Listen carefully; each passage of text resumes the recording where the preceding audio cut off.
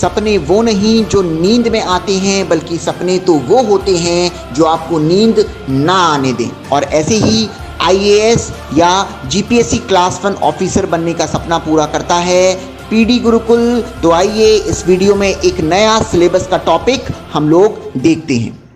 अब एक और कॉन्सेप्ट आता है भाई, और वो कॉन्सेप्ट है concept of amendments. Concept of amendments. कई बार आप कॉन्स्टिट्यूशनल अमेंडमेंट, संवैधानिक संशोधन जिसको हिंदी में बोला जाता है कॉन्स्टिट्यूशनल अमेंडमेंट, इस वर्ड को सुनोगे। और इस वर्ड का मतलब क्या होता है, इसको समझने के लिए मैं आपसे एक सवाल पूछूंगा और सवाल का मुझे आप आंसर दो। सवाल यह है, मुझे एक चीज बताओ, क्या एक बार कोई अगर रूल बन गया तो वो वैसा ही रहना चाहिए या जरूरत के हिसाब से, टाइम के हिसाब से उसमें बदलाव लाए जाने चाहिए? सोचो, मुझे बताओ, एक बार अगर कोई रूल बन गया तो क्या वो वैसे ही रहना चाहिए या जरूरत के हिसाब से, समय के हिसाब से उसके अंदर बदलाव लाए जाने चाहिए? बोलो। जी हां, उसके अंदर बिल्कुल बदलाव लाए जाने चाहिए समय के हिसाब से। बिल्कुल ऐसा होना चाहिए कि समय के हिसाब से उसके अंदर चेंजेस होते रहें।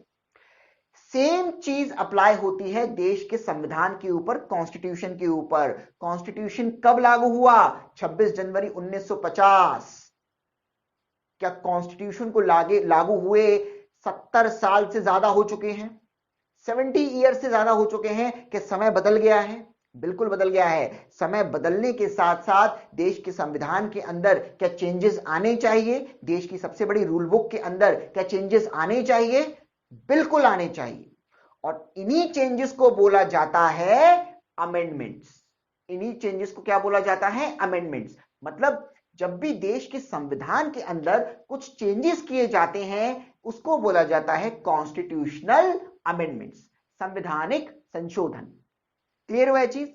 तो ये कुछ कॉन्सेप्ट्स हैं जो कि आप लोग कई बार सुनेंगे, पढ़ेंगे, तो इनके मतलब आपके दिमाग में बिल्कुल क्लियर होना चाहिए। प्रियम्बल मतलब संविधान का, यानी कि कॉन्स्टिट्यूशन का प्रीफेस।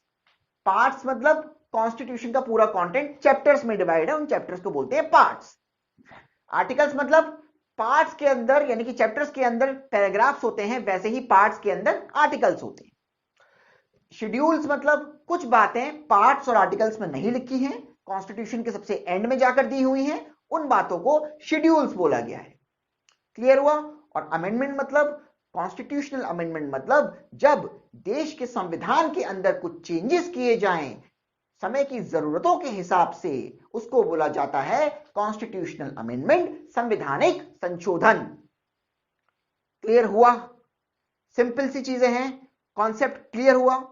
थोड़ा सा मैं आपको बता देता हूं, हमारे देश की संसद के पास पावर होती है कॉन्स्टिट्यूशन के अंदर चेंज करने की। आगे जाके मैं डिटेल में पढ़ाऊंगा, बट अभी आप लोग समझ लो, देश के अंदर एक बॉडी है संसद, पार्लियामेंट। पार्लियामेंट के पास पावर है कॉन्स्टिट्यूशन के अंदर चेंज करने की, है ना? आगे जाके मैं डिटेल में इसको पढ़ा दूंगा। चलो, क्लियर हुआ ये चीज? कोई डाउट?